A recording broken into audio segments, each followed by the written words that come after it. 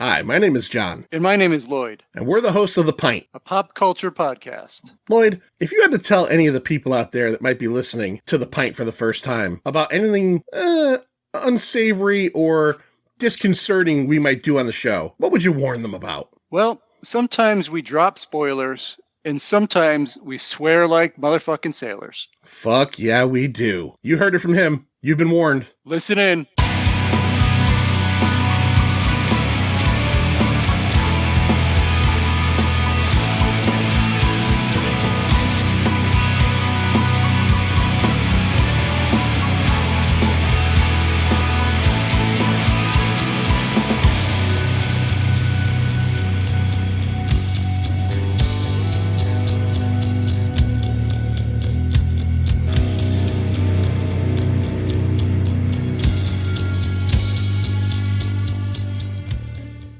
Well, the translation of the inner track is wrong. Must have used Budge. I don't know why they keep reprinting his books. Excuse me. What are you doing? Hello, and thank you for tuning in to The Pint, a pop culture podcast. We are back from a recording hiatus, and we are ready to get back into the New York groove. My name is Lloyd, and here's my good buddy, podcasting god, and overall amazing human being, John. I will accept that. I'll accept the amazing human being part. Podcasting god, I appreciate. We're back. It's been, at this point, this is the beginning of December. Been about 2 months since we've put an episode out, and there are reasons. If you don't know the reasons, I'll get into that later on. I don't want to start the show off, and I don't want to start the show with a tale of woe and then go, now let's talk about fucking Stargate. So what we'll do is we'll talk about Stargate. We'll get you all juicy and excited and all happy about life, and then I'll throw you down a mine shaft of misery at the very end. The juice? Yeah, you like the juice? More juice. I'm gonna give you all the juice. Let's talk about 1994's Stargate. Come on! Let's do this together! So, Stargate, 1994, October 28th. We're so close to that here in 2023. Correct. Yeah, it was the day before my 19th birthday. I was so excited to see this movie. More on that later. Yeah, right. So if you don't really know what Stargate is, basically it's a story about a ancient stone artifact that is discovered that is a portal to interstellar space travel. And then there's some gods and some humanoids. And it also created a gigantic fucking television franchise that lasted 3 or 4 series, and I think one animated series, and lasted many, many years. And I think it's all over now, but maybe they might tie in novels, everything. I do have a little bit about that. So it spun off Stargate SG-1, the main show. Yep. And then Stargate Infinity was an animated show. Stargate Atlantis, which was my favorite. I loved Stargate Atlantis. I didn't realize that you were a fan. Yeah, I bought all the DVDs. I have a whole set of all Stargate Atlantis DVDs back in the day. And then Stargate Universe, which I was kind of a fan of. It was a little dark, and I think it was 1, maybe 2 seasons. Yeah, that was the one I think that had Robert Carlyle, and I think that's right. I think filming style and the aesthetic was trying to go for Battlestar Galactica. Exactly. 100%. Yeah, I remember enough of that to remember. And I also feel like I remember that Atlantis is where Jason Momoa came from, right? Like that. Correct. Yeah, right. Yep. And it was just announced in April of this year, I guess, that MGM are rebooting film franchises for film and TV, including Stargate. Well, it's obviously a known moneymaker, so yeah, it makes sense. So directed by Roland Emmerich, who's a German film director, screenwriter, producer, a lot of stuff. You'll know him from Universal Soldier, Independence Day, Godzilla, Day After Tomorrow, 10,000 BC, 2012. And you'll notice a theme with all those movies. This guy was known as the master of disaster. Yeah, within the film industry. Him and his partner Dean Devlin, who they eventually broke apart, but yeah, big movies. We did Universal Soldier on Van Damuary. I did Godzilla with Hot Coffee Lawsuit Eric over on the Pint Insider. Definitely, they kind of have a sci-fi disaster theme going on. Absolutely. He's made a lot of money with them. $3 billion worldwide. Yeah, I mean, A lot of hits in there. yeah, a lot of hits. And then also founded Centropolis Entertainment, a film production company, with his frequent collaborator, Dean Devlin, who also... So this was written by Roland Emmerich and Dean Devlin. Dean Devlin also, he did a little acting and, screenwriter, producer, all that kind of stuff. All the same movies that we talked about, plus Eight-Legged Freaks.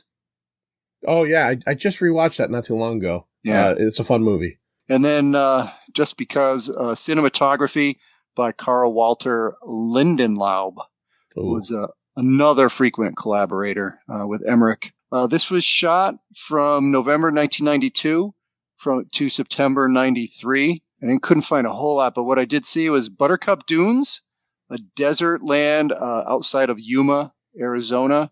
So that's where the whole desert landscape came in. Queen Mary Dome in Long Beach, California, which was the interior of the Stargate facility, the interior of Ra's Palace.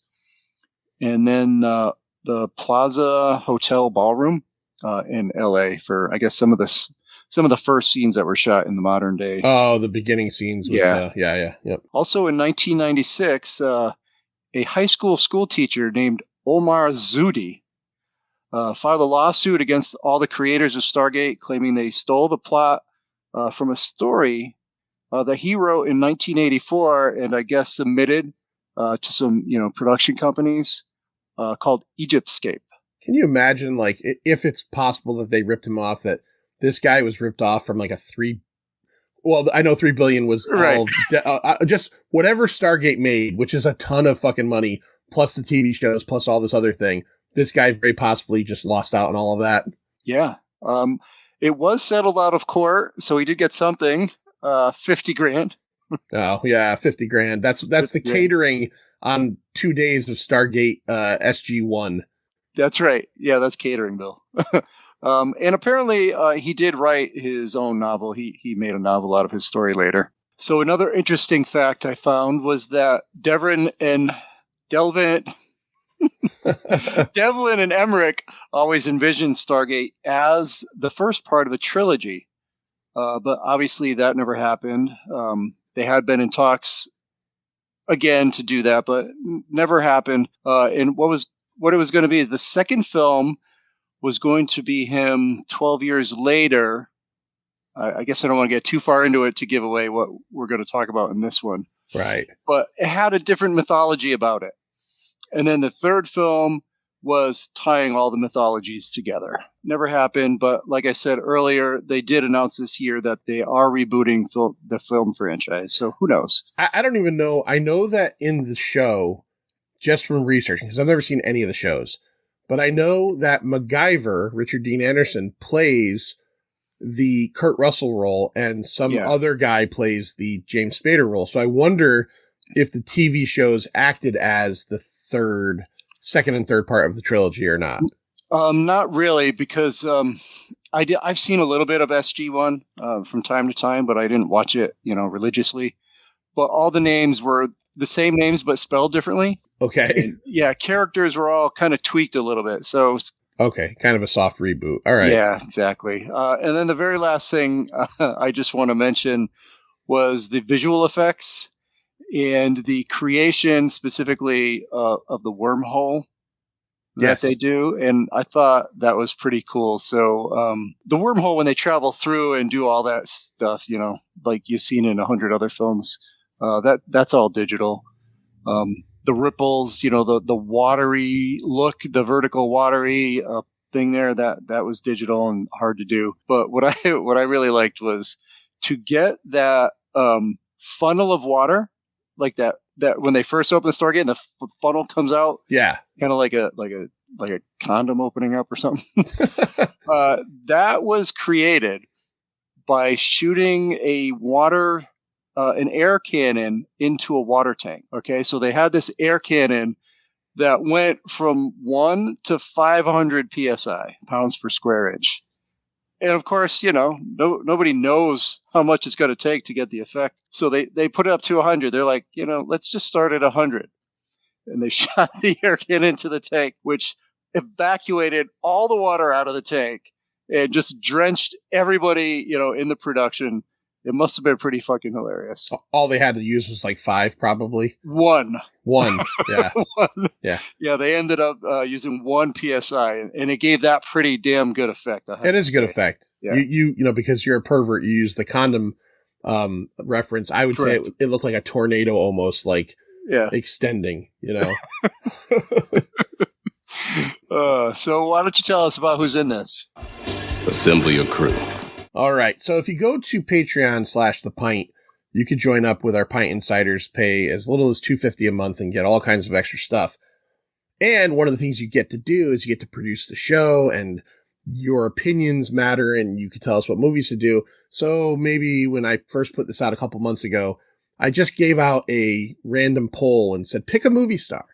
And I think I had Ryan Gosling and Sandra Bullock and Brad Pitt and Kurt Russell, and most people pick Kurt Russell. So then I just extrapolated from that, and then I gave options for movies.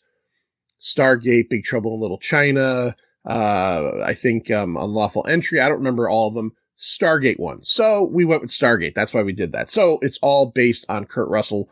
Kurt Russell plays Colonel Jack O'Neill.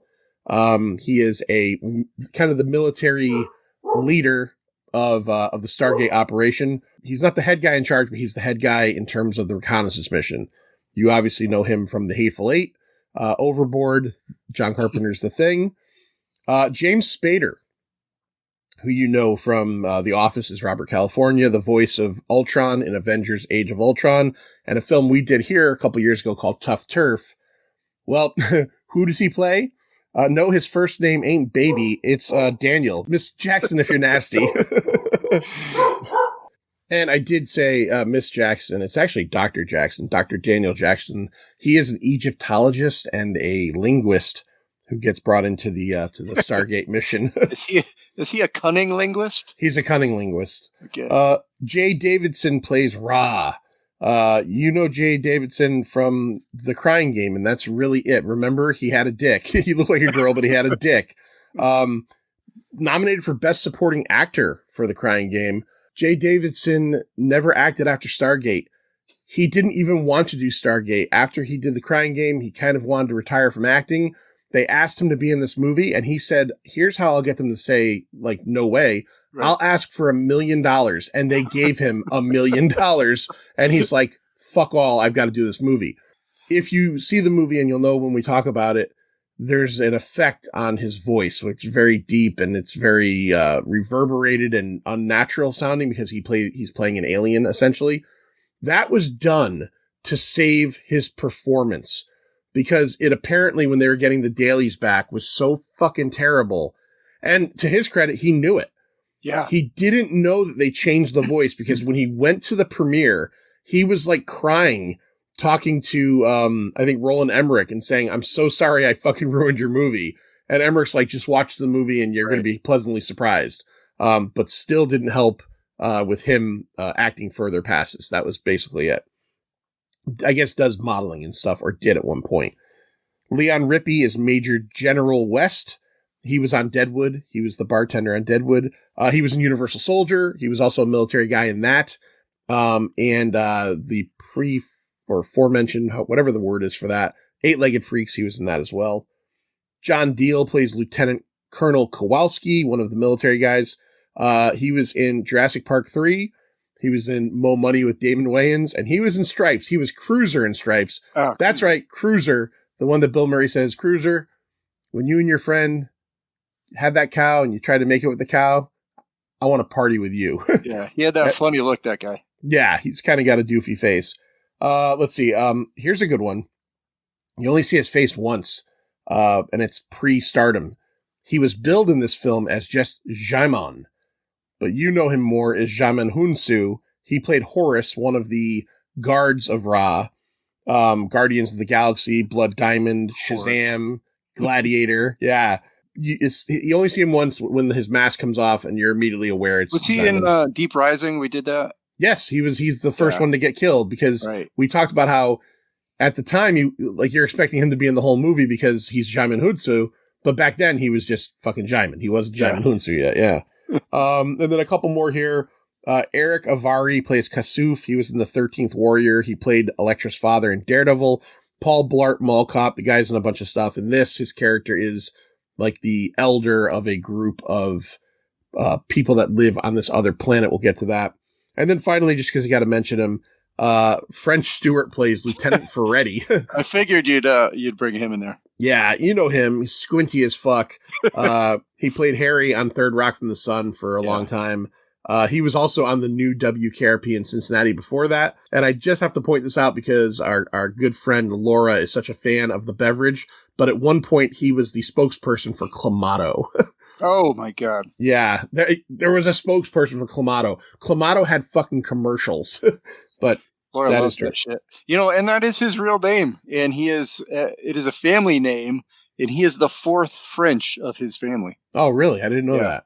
It's weird to see him play a character that's not like talking like this. Yeah, Because really, he really hasn't done an awful lot other than he's one of those guys that's famous for like a sitcom and being on it for a long time. All right, and that's it. That's the whole cast that I have for.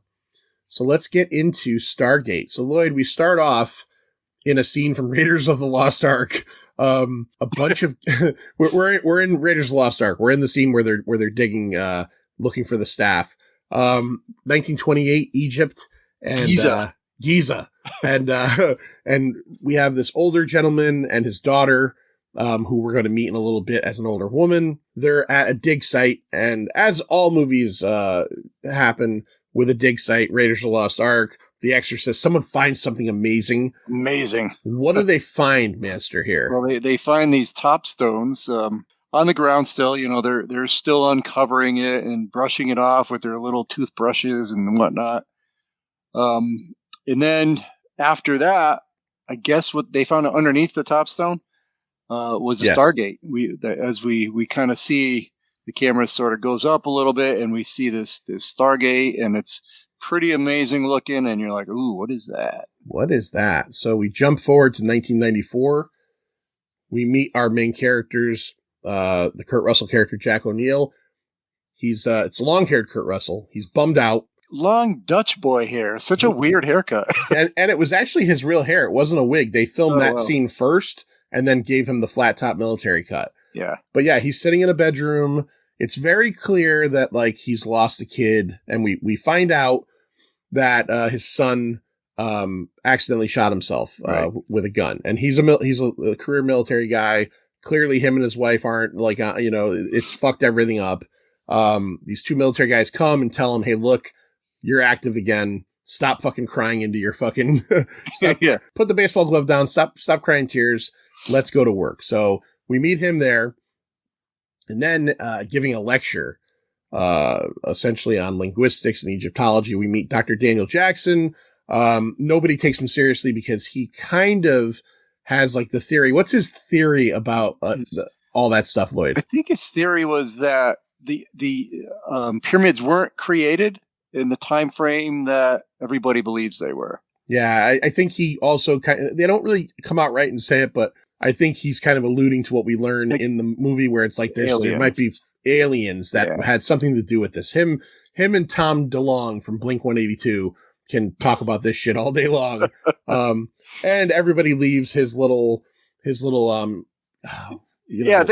left so abruptly. He said one thing, or they said, "Well, who did build them? I don't know." And I'll just get up and leave. And he's like, "Well, is there lunch somewhere?" Do you know what's such bullshit about that scene in this movie is that the people that went to go see him knew you go to see him because you know what his theories are. So like, if you don't like his theories, don't go to the thing. I totally agree. It's so bullshit. It was really bullshit. It was just a scene to set up the fact that the daughter from the first scene in 1928 is now an older woman, and she's obsessed with finding out how to activate the Stargate, and she thinks that he is the guy, for whatever reason, that can translate, which nobody else can translate. Which he is the only guy in the world who can translate the fucking constellation Orion. Yeah. But from a fucking picture on a newspaper, we'll get to that in a second. So we end up at this military base in a mountain in Colorado, and this is where like the Stargate kind of is. Strain type stuff. Yeah. I have a buddy of mine. I can't name him on here because, well, obviously that would go against everything I'm about to tell you. But he's an engineer for a government contractor, and he has in the past had to just in the middle of the night go places and not tell his wife and kids. Crazy. And he kind of can talk about some of it afterwards. And one time he told me that he went to a Stargate-like military compound in a mountain. Didn't say where it was, but he just said that he went to one of those. And I thought, pretty sure it's Arizona. You're telling me too much. I don't want some fucking guy in like a black fucking outfit coming into my room at night with a silencer fucking popping me in the head because my friend told me he once went to a Stargate compound. Don't need that. So we have the military there, and I don't know, like the military seems like they're just trying to do military type things. And the scientists just seem like they're trying to do sciencey type things where they're going to try to figure out how to open the Stargate, and the military probably has other uses for it. As you mentioned, Manster, first thing he does, he comes in and he proves everybody wrong. They can't translate anything. These are the smartest people on the planet. That's one of my big notes. Yeah. These are top guys in the world, NASA, men and women, plenty of resources, probably astrologers up the gazoo. The gazoo, yeah. Yeah, I just made that up. He walks in and literally in like 1 minute translates shit. He rewrites everything. He's like, no, it's not this. The word is Stargate. And then I'm like, okay. But you know, the idea of it is that we have to have 6 points of coordination to get a destination. But then I did like the description of that. That was pretty cool. 6 points to triangulate, but then you need the 7th as the key or something like that, right? The 7th is the origin. Origin, okay. And this is what they call the chevrons, right? So those stones they found have the symbols. The symbols match things on the Stargate. Describe the Stargate, Lloyd, like how it works. It's just a round outer sort of ring that's stationary, and it has points on it they call chevrons. You know, they just look like the letter V, and they point towards something, and then the inner ring spins around within there, and so you just spin the inner ring until you get the code, you know, the order of hieroglyphs or whatever. He can't figure this shit out. Yeah, he has 6 out of 7. I like how all of the symbols are actually on the ring, and they got the first 6, but they can't figure out the 7th. He figures out the 7th. It's 2 people praying to a pyramid with a sun over it. Yeah. He also kind of figures this out by, you know, incidentally seeing a security guard reading a newspaper that has something about the constellation Orion on it. He grabs the paper. Right. He does the tracing, and it's like, by Jove, this is it. They're not hieroglyphs, they're constellations. Yeah, this is a map to the stars. So now they know. So they're like, well, and like, there's no, as soon as they realize that the general's like, turn it on. I'm like, whoa, they didn't even like, nobody broke for lunch. You know what I mean? They're like, just turn the Stargate on. They get a probe. The probe goes through the Stargate and, right, it sends back images from the other side, and the images from the other side seem to be like of a desert planet, and there's images of the more keystones, right? Yeah. In the probe they sent through, we don't know it at this point, but we actually see Kurt Russell assembling like some sort of missile, right, or bomb or something. Right. He goes in with the probe. Right. So that goes over, and that's going to be part of their stuff over there. And now they've realized, okay, we could send people over. We're going to send a team over, but the way the Stargate works is somebody has to translate the other side as well, right? And Jackson's just like immediately like, I can do this. Yeah, I could do that. I did it already. I could do this. We learned very quickly he's fucking lying. Right, he's lying. And gambling with like 9 dudes' lives. And they don't take it lightly when he tells them. So they go over onto the other side. They kind of, it's like Transporter from Star Trek almost. They kind of break up and their molecules are brought back to the other side. Yeah, I did kind of like, you know, like as soon as they stepped through, it's kind of like their face was digitally pulled, sort of. Yeah. Like it looked kind of like a glitch, kind of like those things that you'd stick your hand in with the pins. You push the pins out. Yeah, it's like that, just digital. Thought the same thing. I thought the same thing. So they go over to the other side, and the other side is essentially a desert planet. Immediately, they can't find the, I think the 7th chevron that they need, or glyph that they need. And he's just like, well, we got to look around. And Kurt Russell's like, we're not looking anywhere, motherfucker. Like, we came over, right? Kurt Russell has ulterior motives. We'll get to that, but we were going to come over. We were going to just get some information from over here and go back over again. And he's like, can't do it. We got to go look around because we got to find that last glyph. So they start looking around, Manster, and who and what do they find? Well, I guess the first thing they find is some crazy dog-looking tauntaun desert creature. Yeah. It looked like one of those things, the banthas almost, but like it looked like if a bantha had AIDS. Yeah. Apparently, that was a horse. Was it? Yeah, a Clydesdale horse in some sort of outfit. I'd be if I was like the person who had to put an outfit over a horse, I'd be so fucking scared. Right? Because those things get scared if you fart wrong. Yeah, you know what I mean? Yeah, no, I'm not putting I'm not putting a Halloween costume on a Clydesdale. Fuck yourself. But the end of that horse's journey ends up being this community of people with that leader guy that you said. Yeah, Kasuf. Kasuf, that's right. Bunch of humanoids, and one with a unibrow. I'm not quite sure he's developed. He hasn't really evolved yet. I feel bad for the one. Like, look, Kasuf is normal looking. His daughter's hot as fuck. Yeah. And then like they have like the kid with like the flat top head and the unibrow. Like why do they have to make this guy look like this? Yeah, I kind of felt bad for him.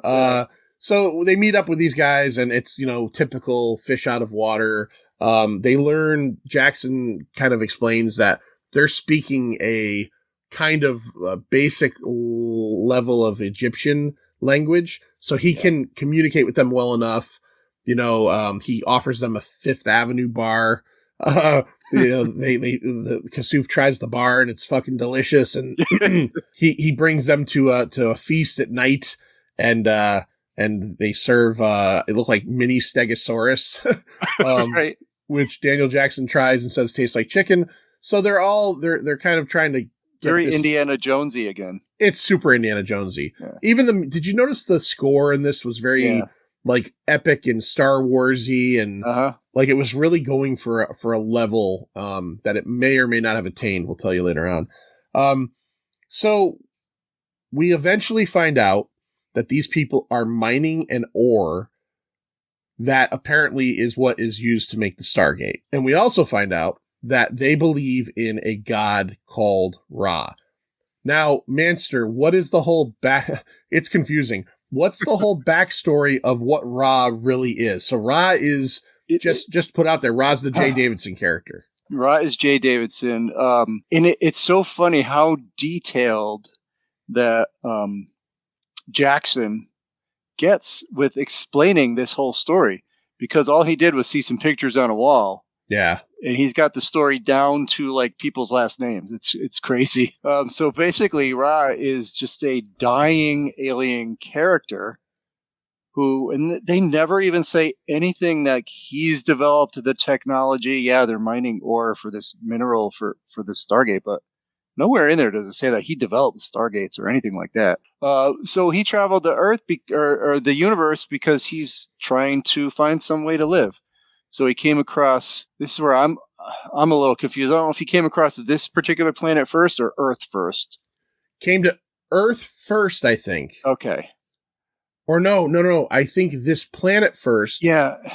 And then somehow traveled to Earth. Traveled that Stargate to Earth. And then he brought Earth people. Oh, he phantasmed Earth people, which is what it reminded me of. He absolutely did. So when he was in this Abydos planet or whatever, it's unnamed, but it actually is. It's unnamed in the movie, but it has a name. He possesses this one child. Everybody, they see this alien, this light, and everybody runs away except for the Jay Davidson character, and he is wowed by it, and he looks at the light, and the light goes into him and takes over his body, and that is Ra, and then he just uses that boy's body as his own for forever. Yeah. What did you think, Manster? Because this is one of the bits of the film that I was super impressed with. The guards' costumes. Those were dope. I'm sorry.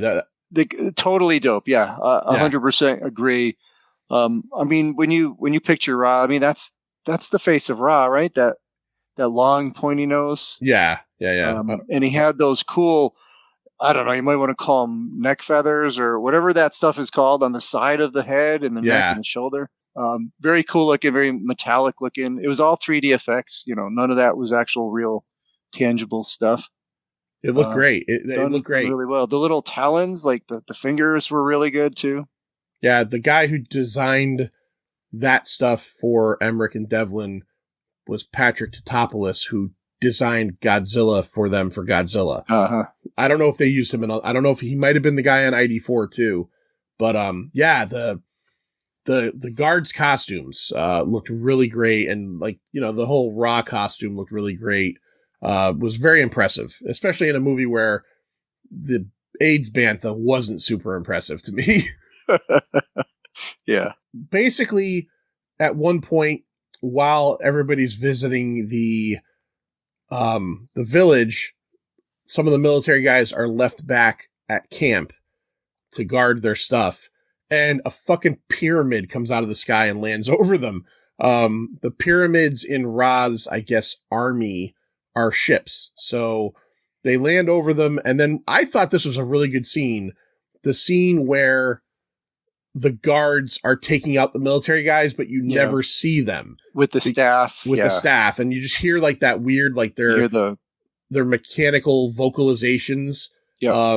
I like that because, at this point we haven't seen them yet, so we didn't know what was going on. Yeah, because everyone's hiding behind columns, kind of like Matrix or a lot of bank heist movies where you see that kind of stuff. Yeah.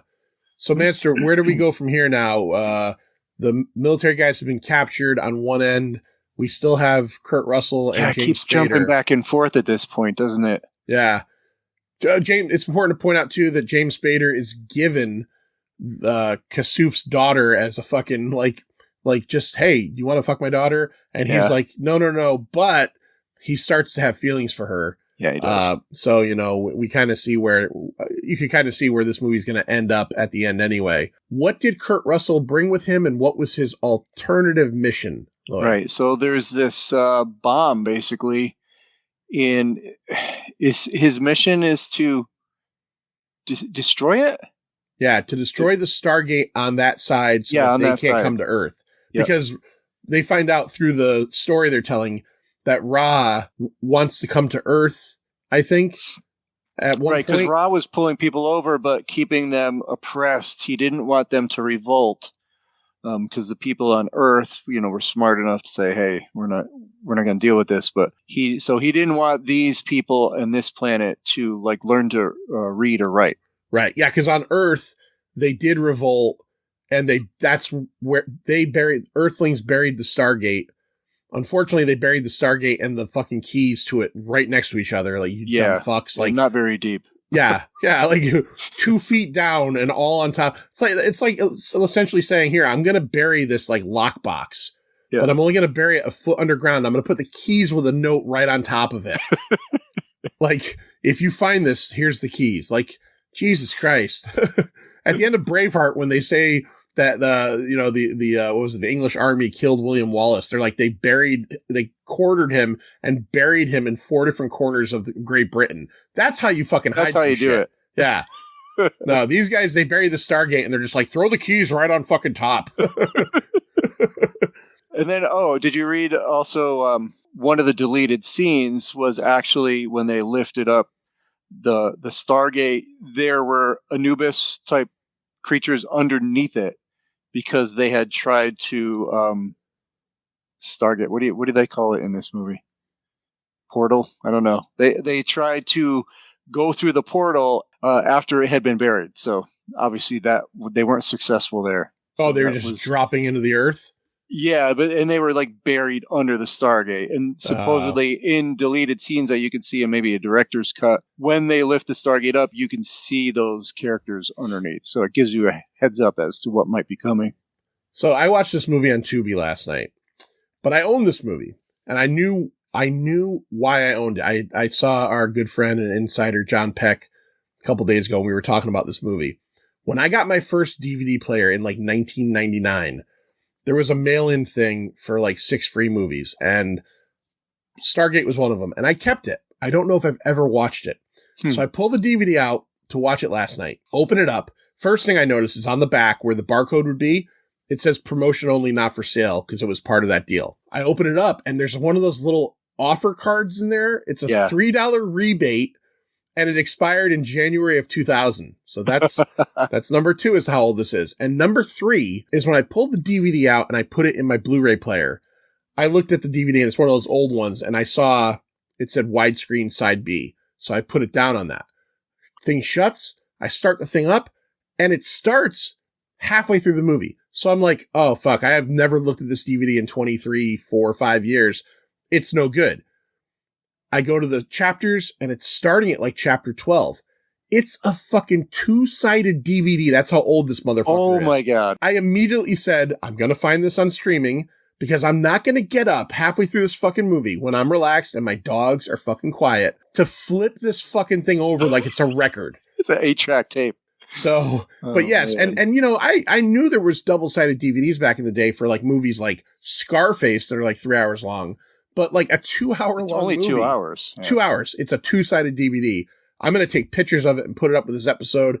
It's a physical media treasure. It's amazing. So as we kind of get towards how everything's going, Kurt Russell is going to blow up the Stargate from that side. It's a suicide mission. He's ruined. His kid died.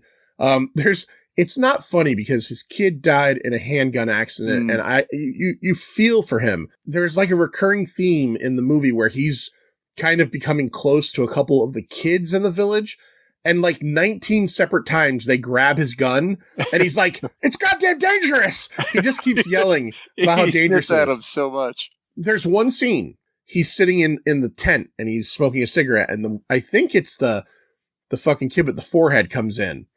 And he's smoking the cigarette, and I think he's showing him his lighter or whatever. And then the kid grabs the rifle. Yeah. And he yells at him about how it's dangerous. But as he's yelling at him and the kid gets up to run out, it's not purposeful. He's pointing the gun at him. Yeah, he did. You're right. He's pointing the right, like, this is dangerous. And if I pointed at you, I could fucking destroy you. So yeah, there's some funny moments with that. But he's on a suicide mission. He knew it was a one-way ticket. Ra gets a hold of the bomb and through his like Ra magic is like, oh, you know what I'm going to do? I'm going to make this thing 1,000 times more powerful than it is. Then I'm going to send it over to your fucking side and I'm going to blow Earth up, motherfucker. So that's kind of like the main conflict we get at the end. And essentially through the end of this movie, it's just a lot of like freedom fighter revolts against Ra and his army. Jack O'Neill fighting off the guards. There is a good scene where he fights one of the guards and kills him using this cool. How would you describe that teleportation device, Lloyd? I like that. So the stacking, like they're like stacking rings, and they come down, and then whoever's inside that stack of rings gets teleported to the next closest stack of rings.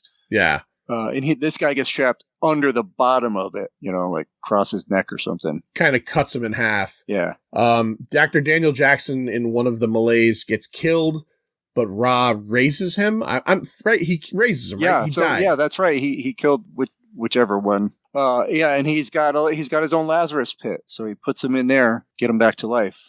And it's important that he knows that, Jackson, because what happens to his fucking little girlfriend? Right, because his girlfriend buys the farm at some point during the whole end fight. Yeah. And he convinces Kurt Russell's character to not like die here. Like, look, we can still do this, but you've got to come back with us. And then he's just like, fuck it. I gotta save her.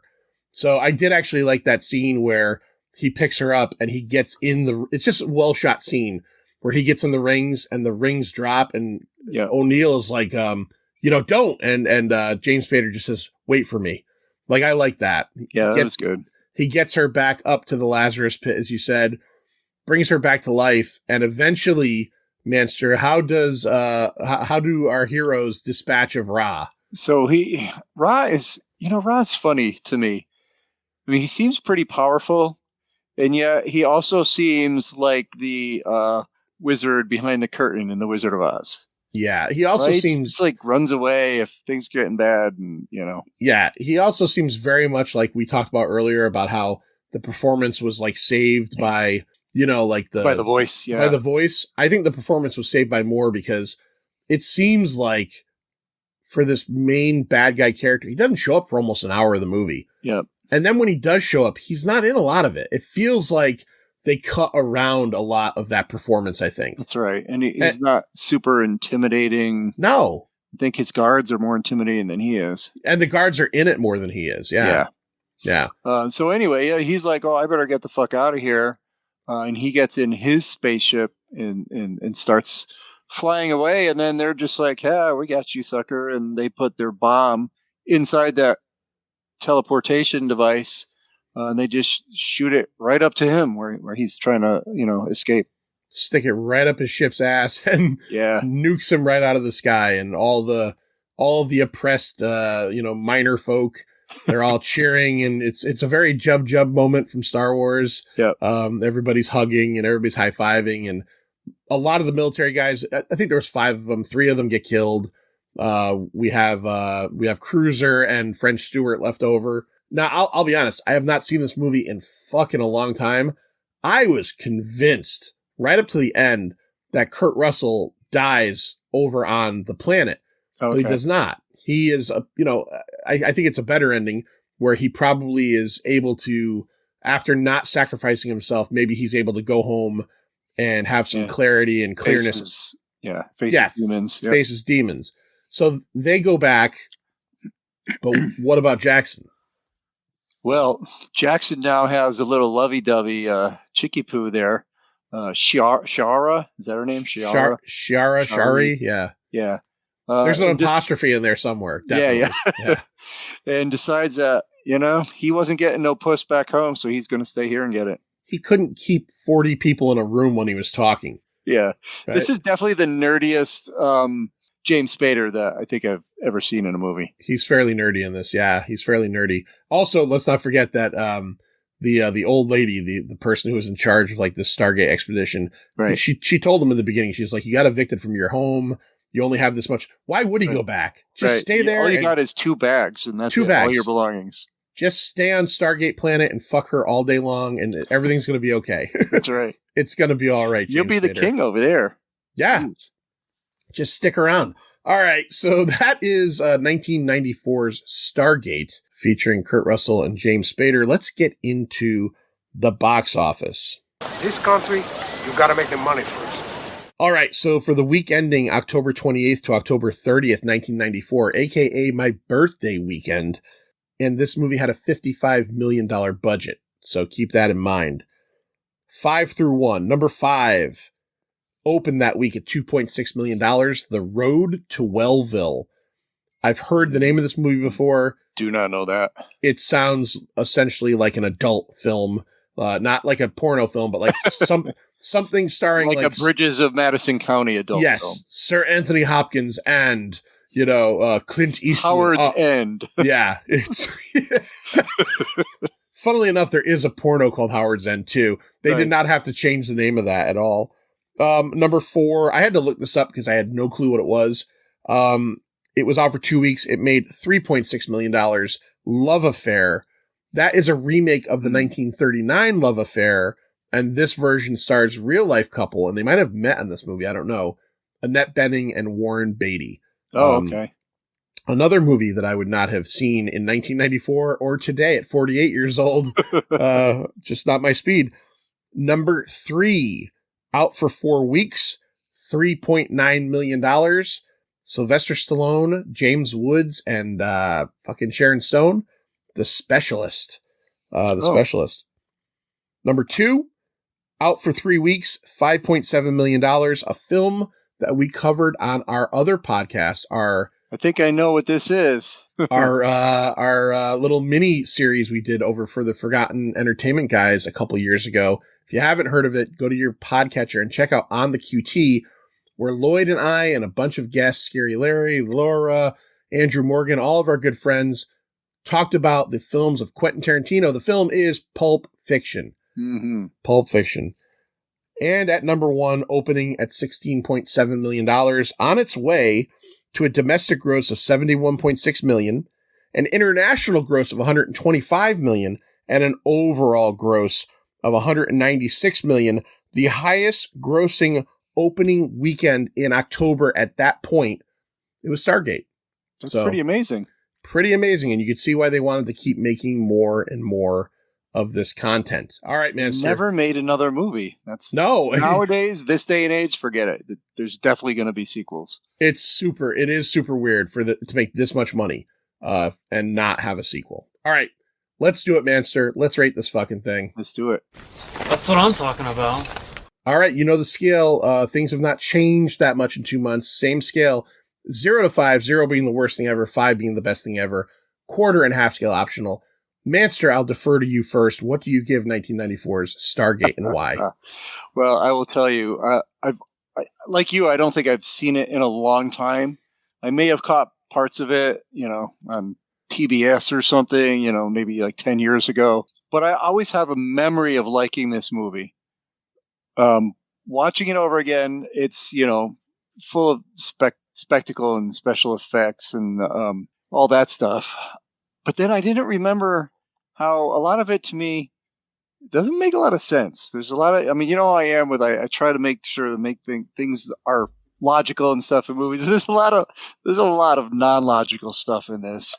But that's still okay. The voice of Ra was really awesome. It was kind of like a deep set auto-tune voice. It was pretty neat. Yeah. The look of Ra was cool, but the look of his guards was even better. The desert landscape, I don't know, that was kind of boring, but that's what they chose. I did get a kick out of the fact that, they had this Stargate, they were studying it, trying to crack it for years. It was just a constellation. I mean, that seems kind of silly, but again, you just got to go with it. And the one thing, this movie to me doesn't seem to, because they're talking about like interstellar travel and origins of, maybe humanity and aliens and all that stuff, but the movie seems to lack a sense of awe. You know what I mean? I 100% know what you mean. Yeah. I mean, I can't really describe it any more than that, but like you're seeing all this stuff and like nobody's excited about it in the movie, which is a little weird. It's still entertaining. I like it. It's fun. It's entertaining. I don't think it's a great movie. I don't think it's got a great plot, but it still brings you on a journey. And for that, I give it a 3 out of 5. All right, fair. So I looked forward to this movie back in 1994, beyond belief, saw it in the theaters and was disappointed in it. I probably saw it on video once after that. I've owned this DVD, as I mentioned, for 25 years, never watched it. Haven't really thought much about it, never got into the show, so I'm not a Stargate head or anything like that. But when we put it out there and it got picked, I was like, oh, this is cool, revisit Stargate. So here are my thoughts on it. Exactly what you said. There's no awe in this movie. It's got such a big concept, and it doesn't really do anything with it. And I do think that maybe a lot of it has to do with editing and maybe making certain choices in different, on different things. Like Jay Davidson, one of the reasons he said that his performance was so terrible was that he was like on cocaine, like nobody's business. Oh, wow. Like he was just caught up in the sudden fame and he became, like an addict or too much of a partier. But it's clear that they had to cut around the main villain of the film. He's supposed to be this really frightening figure and you barely see him. His guards are more memorable. There was a line of fucking action figures and vehicles made for this movie. Wow. Back in the day. I'd probably get that Raw figure, those Anubis. Yeah, if they had like the little the guards and shit, I'd probably pick one of those up too. Yeah. I love Kurt Russell. He's one of my favorite actors. Kurt Russell is a charisma machine. He is a fucking glass of fucking water in this movie. Yeah. Now look, I totally understand. He's playing a straight-laced military guy. He's playing a guy who just lost his son, who's sullen and sad, but there's no fun in his character at all. Like, even at the end where he starts to fight back against the guards and Ra's forces and stuff, I just don't feel anything from him. And that's hard. James Spader is good in this movie. James Spader is a little bit more, excitable and a little bit more. You see James Spader in there. Kurt Russell is just fucking flatlined in this movie, and that's disappointing as hell. And again, I get it. That's the role, but I almost wish they picked somebody else. You know, Kurt Russell played a straight-laced guy as Wyatt Earp in Tombstone, but there was gravitas there. There was something there. It's not here at all. Like, even when he gets into the action-y shit, he's not like a badass action hero. You know, he's essentially a guy that's like planning on committing suicide. And, you know, it's just, I don't know. It doesn't really work for me all the way. I give this a lot of credit though for launching a fucking franchise that has had like major success. I think it's kind of amazing that it was able to launch off of this movie. I give it a 2.75. I think I'm being a little generous. It's not a 2.5. The 7.5 is for some of the effects and, you know, kind of the overall concept, but it just doesn't come together for me totally. Exactly. No, I totally hear you. And I think the fact that I was a fan of the show, especially Atlantis, probably just brings my enjoyment of it up a tiny bit. Yeah. No, and I can see that. I totally can see that. All right. So that's it for our first episode back. We got some more good stuff coming in December. So the elephant in the room, and it's not a secret. A lot of the listeners know, but just to kind of reiterate what happened and why we were gone for a while. My wife, Lindsay, passed away on October 16th of this year. She had been, struggling with cancer for 9 years. And, in the last year, things had gotten really tough. And, unfortunately, in around summertime, it seemed like things were kind of barreling out of control. And on September 12th, she told me and agreed with her doctor's, I don't know what you would say, recommendation, that treatment wasn't working. So about a month later, she passed. And it is still very hard. Obviously, that's a dumb thing to say. For a long time, I couldn't think of much of anything. I'm still very much in that level. I need the Pint. I need Lloyd. I need all my friends. And I'm starting to feel the want to get back into it. It was gone for a while, like gone. Yeah. I was actually very nervous about tonight because I was afraid we were going to do this and I wasn't going to feel it anymore. And I would have to say, well, we got to wait another month or 2 months or whatever. And I didn't want to do that. Tonight was wonderful. And Lloyd, you are like 100% the main reason for that because it felt like slipping into a glove. Well, I'll be your glove, buddy. I know, well, Lloyd, I can't say it enough. And I know I kind of mentioned it to the insiders, but like, you know, I've gotten such support from everybody. But I want to shout you out because you're here and I don't want to leave anybody else out, but you're here. You came to my house 2 days before my wife died when I was in one of the most dire moments of my life. I'll never forget that. You came the day after she died and spent the night with me, and we ate pizza and had a beer and just talked. And I could never say thank you enough for that. And I can never say thank you enough for your friendship.